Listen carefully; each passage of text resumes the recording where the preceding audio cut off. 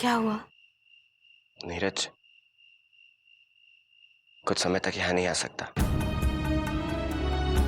फिर आप मेरी मानिए, हम लोग चाचा जी के पास चलते हैं। अगर हम नीरज भैया से मदद ले सकते हैं तो फिर चाचा जी से क्यों नहीं? और वैसे भी हम तो उनसे उधार ही मांग रहे हैं ना। थोड़े दिनों बाद ब्याज के साथ उनकी पाई पाई चुका देंगे। इसके अलावा मुझे नहीं लगता हमारे पास और कोई रास्ता बचा है इस मुसीबत से निकलने का। अच्छा चलिए, आप इतना जोर दे रही हैं तो चलते हैं कल चाचा जी के पास।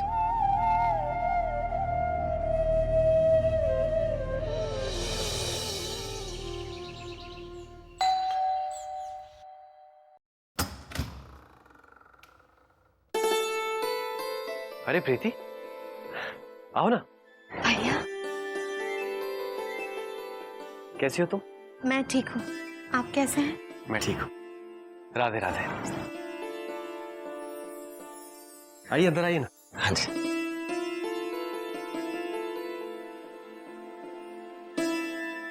सूर्यकमल जी बैठिए। बैठ प्रीति।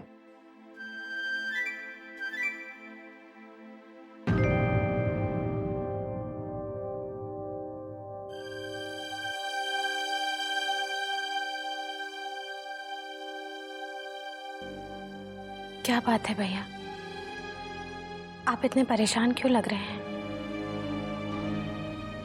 परेशान मैं? नहीं प्रीति, ऐसी तो कोई बात नहीं है। मैं ठीक हूँ।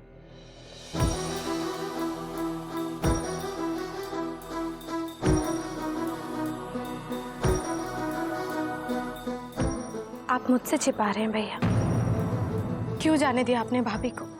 क्यों हालात को इतना बिगड़ने दिया कि उन्हें आपको और इस घर को छोड़कर जाना पड़ा? तू कुछ नहीं समझती है प्रीति। मैं सब समझती हूँ भैया, पर आपने भाभी की भावनाओं को क्यों नहीं समझा? उन्होंने आपकी नाराजगी को झेलने के बावजूद भी सिर्फ और सिर्फ आपकी भलाई की बात की भैया। लेकिन आपने, चाहे आप दोनों किसी से कहें या ना कहें, ना आप भाभी से दूर रहकर खुश हैं भैया, और ना ही भाभी।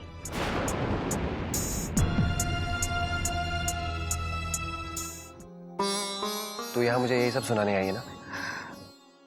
वो बात भी मैं करूंगी भैया आपसे, लेकिन आप पहले मुझे बताइए कि आपने ऐसा कैसे होने दिया? ये सवाल तो मेरे मन में भी है विनय भैया।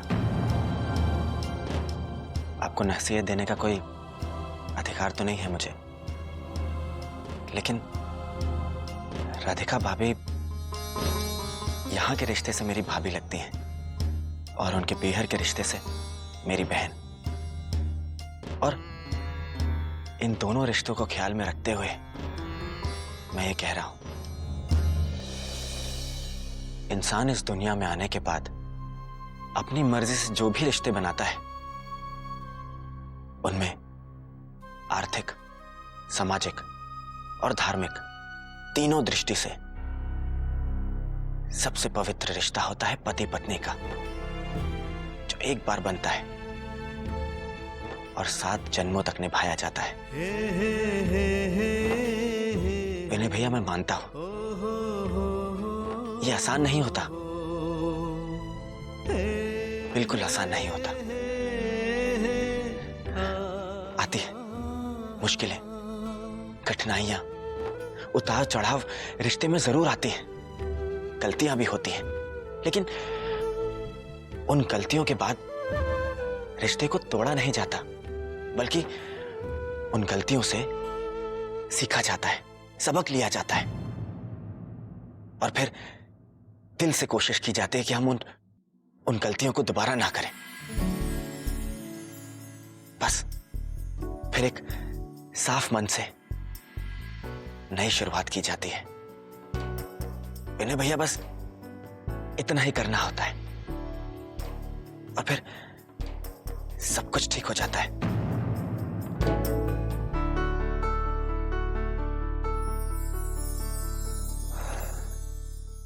देखिए सूर्यकमल जी, माँ और बाबूजी के बाद चाचा जी और चाची जी ही हमारे बुजुर्ग हैं।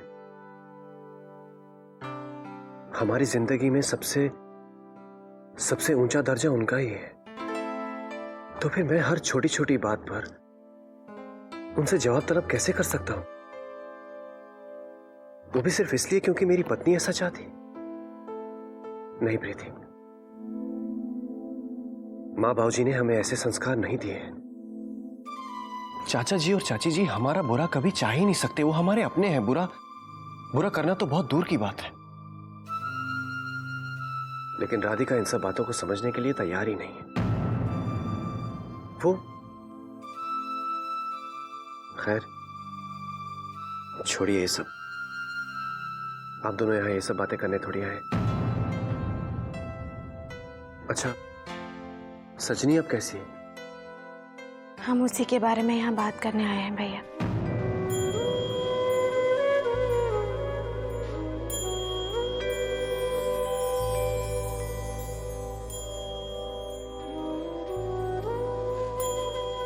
बहुत अच्छा किया जो तुम दोनों सीधा यहां चले आए।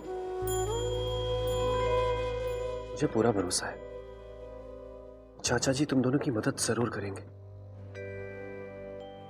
मैंने कहा था ना आपसे। अरे नहीं नहीं विनय भैया, मुझे अभी भी अजीब लग रहा है। यूं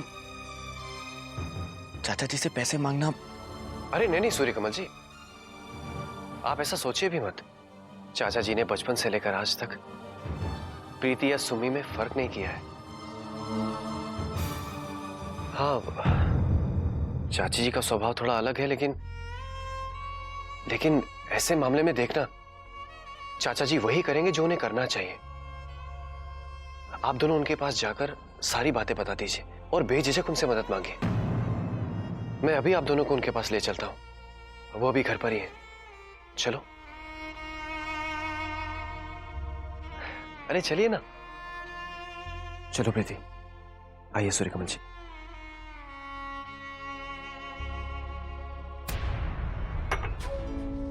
राधिका चली गई, मुसीबत चली गई।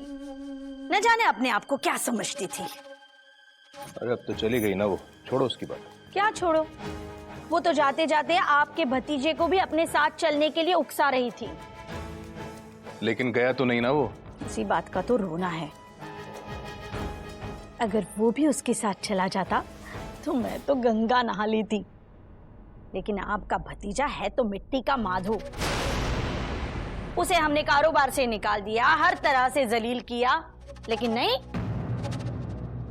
वो यहां से टस से मस नहीं हो रहा है। सिर पर बैठा है कमबख्त हमारी। मेरा तो कलेजा जलता है उसे देख देख के।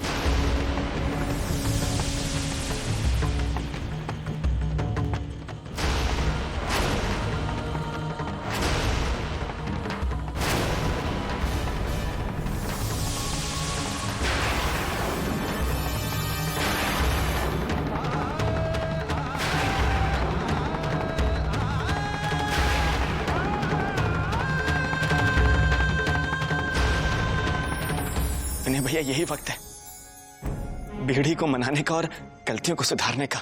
जाइए भाभी जी के पास में तुरंत चले जाइए। हाँ भैया।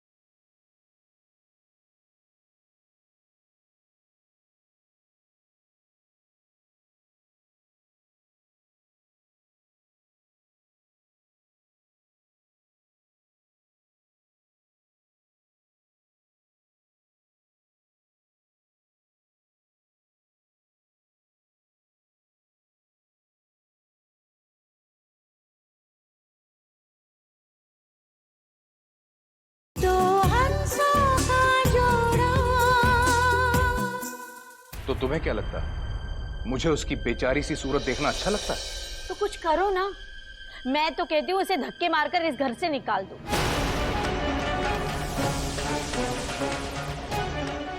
अरे लेकिन उसके बाद समाज में जो हमारी बदनामी होगी उसका क्या? अरे बाबा, कोई चोरी चकारी का आरोप लगाकर उसे इस घर से निकाल दो, बस।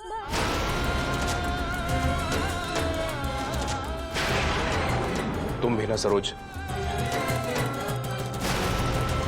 पर कुछ ना कुछ तो करना पड़ेगा मुझे। उसका अब यहां रहना मुझसे भी बर्दाश्त नहीं होता।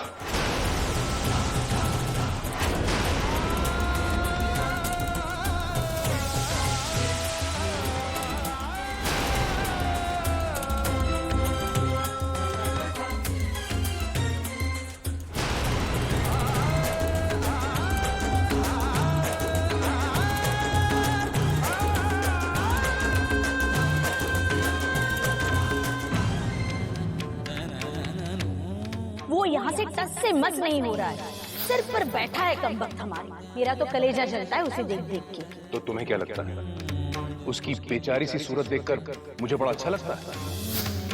अरे बाबा, कोई चोरी चकारी का आरोप लगाकर उसे इस घर से निकाल दो। उसका अब यहां रहना मुझसे भी बर्दाश्त नहीं होता।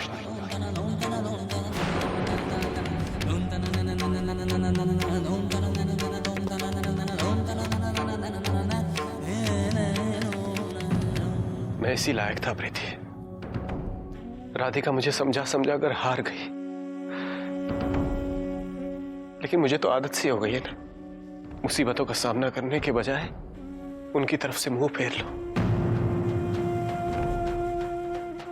और खुद को धोखा देते रहो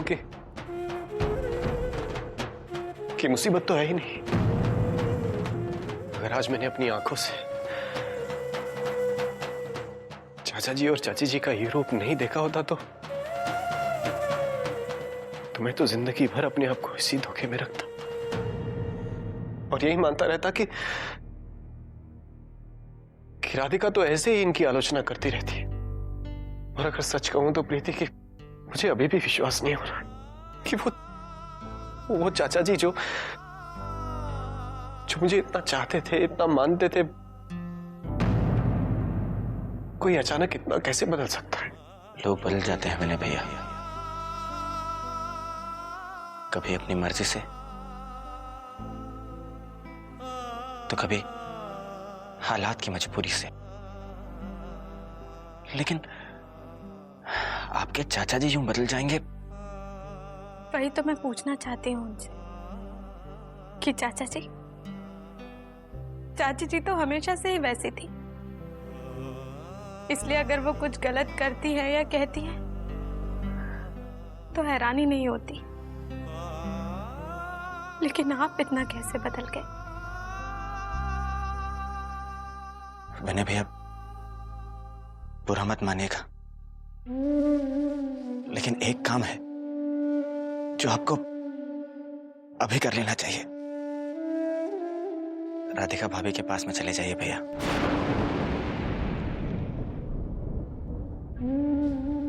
वही आपका संसार है, उनके पास, उनके साथ। मैं जानता हूं सूर्यकमल जी,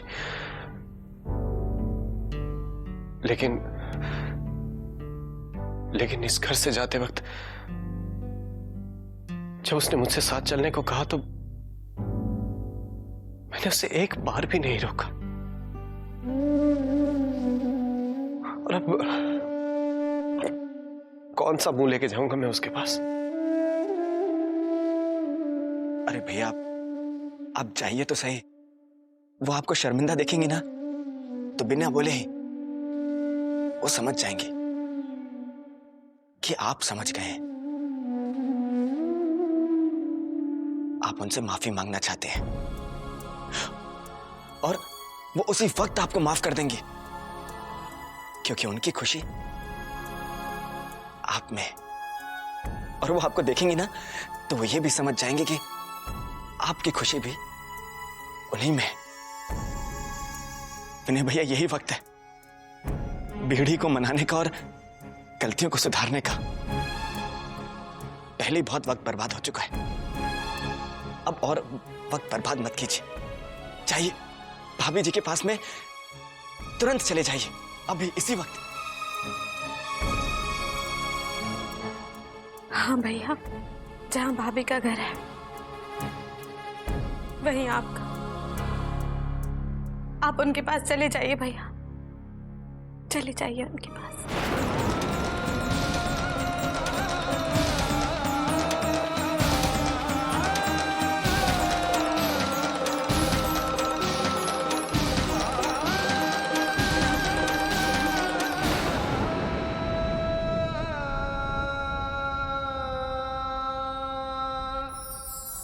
सच्चा प्यार वो सब कहाँ खो गए सूर्य कमल जी?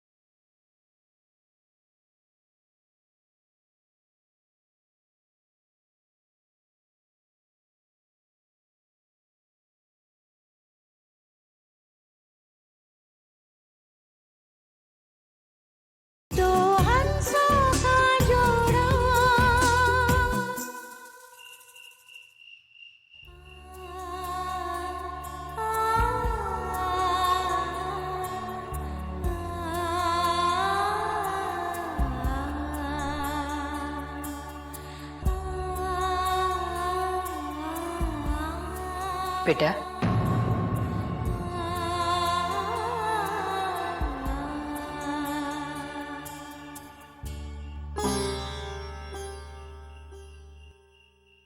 दामाद जी की याद आ रही है? नहीं माँ, बस ऐसे ही। ऐसे ही? तो नजरें क्यों चुका दी? मेरे सामने देख, अब बोल। क्या बोलूं माँ, बहुत बोल चुकी। अब तो बस इंतजार है कि शायद बाकी जैसी कान्हा जी की मर्जी। हाँ बेटा, सब कुछ उन्हीं की मर्जी से तो चलता है। बेटा, मैं जानती हूँ तू भी दामाद जी के बिना यहाँ पर खुश नहीं है। तू यहाँ खुश नहीं है और वो वहां पर खुश नहीं होंगे। मैं उन्हें छोड़कर नहीं आई हूँ माँ, बस थोड़ा सा दूर चली आई हूँ। पर बेटा, समाज के ताने सुनना कोई आसान बात नहीं है। और वैसे भी माँ बाप तो यही चाहते हैं ना कि उसकी बेटी ससुराल में खुश रहे। कैसा ससुराल मामा? वो ससुराल तो माँ जी और बाबूजी के जाने के बाद ही खत्म हो गया। अब वहां पर सिर्फ विनय है जो कि गुलाम की तरह चार दीवारी में बंद रहते हैं। वो वहां से निकलना चाहते हैं लेकिन बस छटपटाकर वही रह जाते हैं। नहीं माँ, नहीं। समझदारी भंवर में डूबने वाले के साथ डूबने में नहीं बल्कि उसे बचाने में है। और मैं तब तक चुप नहीं बैठूंगी जब तक मैं अपने पति को उस भंवर से बाहर निकाल नहीं देती।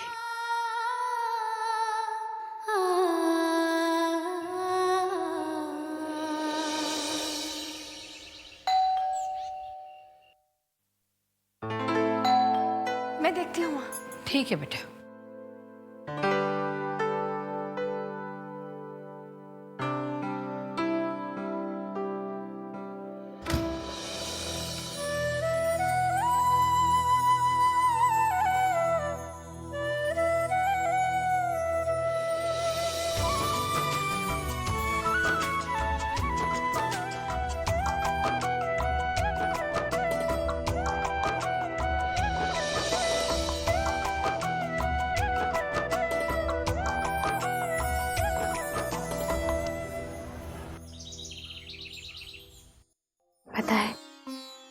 जब मैं और सुमी छोटे थे ना, तो एक बार हमारे बीच झगड़ा हुआ था।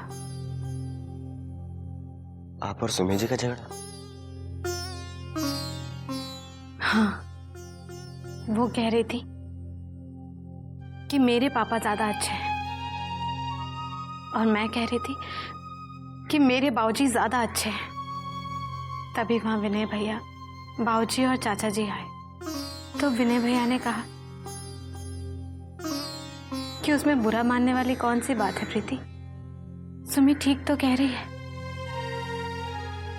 ये सुनकर बाबूजी बहुत खुश हुए और बोले कि देखा मेरा बेटा कितना सच्चा है, मैं सामने खड़ा हूं फिर भी तेरा पक्ष ले रहा है। तो पता है चाचा जी ने क्या कहा? क्या? कहा कि मैंने जो आपसे पाया है वही तो मैं उसे लौटा रहा हूं भैया। सच्चा प्यार आप ही से तो सीखा है मैंने। कभी ऐसा प्यार हुआ करता था बाबूजी और चाचा जी में,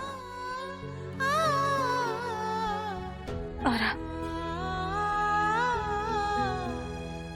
वो सब कहाँ खो गए सूर्यकमल जी?